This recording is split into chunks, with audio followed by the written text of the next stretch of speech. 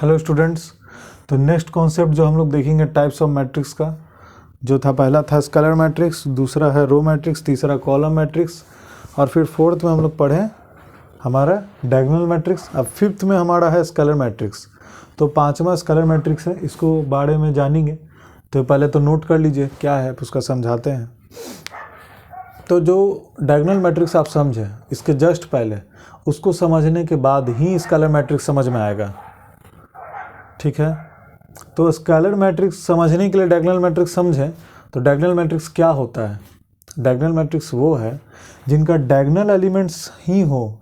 अभी बात आ रहा है कि सेम नहीं है, डायगोनल एलिमेंट्स हो लेकिन बाकी सारा एलिमेंट्स जीरो।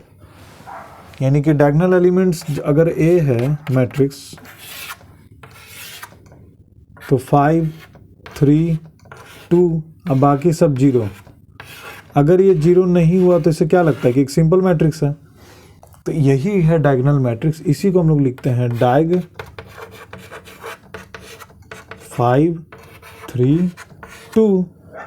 बस यही इसका आंसर है ना, यही इसका आंसर है। क्योंकि एक डायगोनल मैट्रिक्स तो यही कह रहा है, लेकिन कोई डायगोनल मैट्रिक्स तभी स्केलर मैट्रिक्स होगा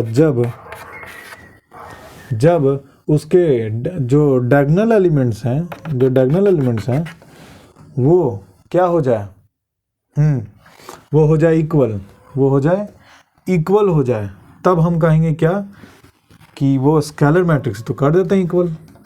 इसमें क्या हो रहा है, इक्वल हो जाता है। अगर 5 बना दें इसको, अब ये इक्वल हो गया। आ रहा है कुछ समझ में आना चाहिए। ये नहीं समझ में आ रहा है तो डायगोनल मैट्रिक्स का वीडियो देखिए। डायगोनल मैट्रिक्स होता क्या है बताएं अभी, कि सिर्फ डायगोनल प्रेजेंट हो मैट्रिक्स में, बाकी सब जीरो होना चाहिए। बाकी सब कोई भी एलिमेंट्स नहीं होना चाहिए। बस आप ऐसे लाइन में खड़े हो, बाकी सब कोई नहीं है। तो ये डायगोनल यहाँ पर प्रेजेंट है, बाकी सारे एलिमेंट्स गायब, जीरो। तो उसको ऐसे लिखा जाता है। लेकिन अब हम स्केलर मैट्रिक्स पढ़ रहे हैं, तो स्केलर मैट्रिक्स हम क्या पढ़ें बताइए।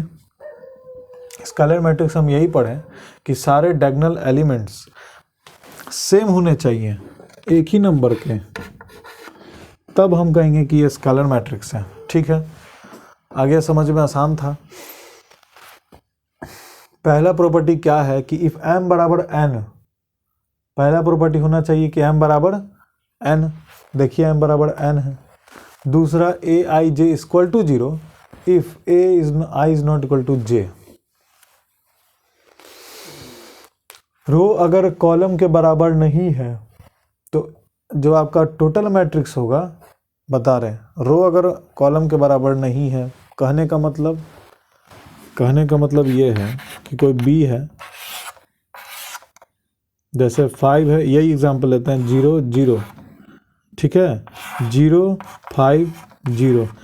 तो ये यहाँ पर तो आगे ख़त्म नहीं हो रहा है ना, 5 जो है ये बीच में ही आ गया।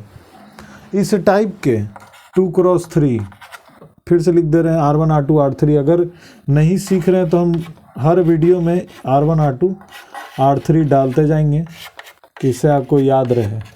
यही में तो गलती होता है, मैटर समझिए। इतने सारे एलिमेंट्स हैं, इतने सारे मैट्रिक्स हैं, उसके बारे में वो गलती नहीं हो रहा है। गलती हो रहा है, ये प्रॉपर्टीज़ में भी गलती नहीं होता है। गलती होता है कि रो और कॉलम में डिफ्रेंशिएट करने में गलती हो रहा है। तो वो गलती ना हो आइंदा, इसलिए R1, R2, R3 ऐसे लिखते चलिए अपने नोट्स में। अब डायगोनल है 5, 5, इसे शो हो रहा है कि सारे एलिमेंट्स जीरो हैं, तो क्या लिखने का ज़रूरत, शॉर्ट फॉर्म में क्यों नहीं लिख सकते 5, 5, 5। तो इतनी अपने आप पता चल रहा है कि 3 क्रॉस 3 है।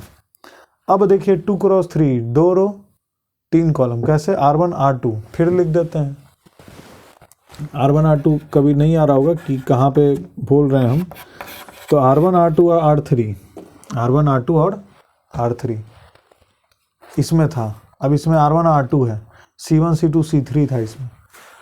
तो यही कह रहा है कि अगर ये दोनों बराबर नहीं होगा तो इसका आंसर क्या आएगा। इसको डिटर्मिनेंट निकालने की ज़रूरत नहीं है, इसका ऑटोमेटिक आंसर जो है वो होगा 0। हो गया काम आसान, प्रॉपर्टीज मालूम, काम आसान। अब इफ थर्ड में इफ ए आई जे बराबर, अब अगर 3 क्रॉस 3 है इसका कोई ना कोई डेफिनेट वैल्यू आएगा। क्या आएगा निकाल के देखते हैं। सही है, इसका डेफिनेट वैल्यू नहीं आएगा, इसका कोई वैल्यू नहीं आएगा, इसका 0 आंसर होगा। ठीक है, तो ये अपने दिमाग में डाल लीजिए। अब इसको सॉल्व करते हैं। क्या क्वेश्चन दिया है, a बराबर 5 5 5 सेम है और फिर 0 0 सब में, तो इसको सॉल्व करना है।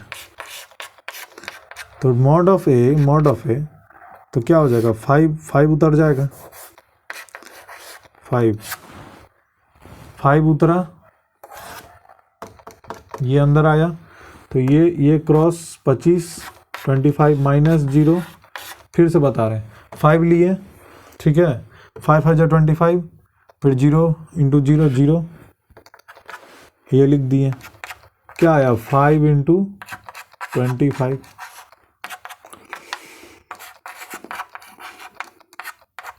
आ गया मॉड ऑफ ए। तो के आ रहा है, मतलब कोई ना कोई कांस्टेंट आ रहा है, तो ये कोई कांस्टेंट है ना, कांस्टेंट है, ये कोई ना कोई कांस्टेंट है। इसको नोट कीजिए और नोट डाउन कीजिए इसको। अब आगे बढ़ते हैं। इसके बाद यूनिट और जो हमारा आइडेंटिटी मैट्रिक्स है वो है। ठीक है, बढ़ते हैं आगे।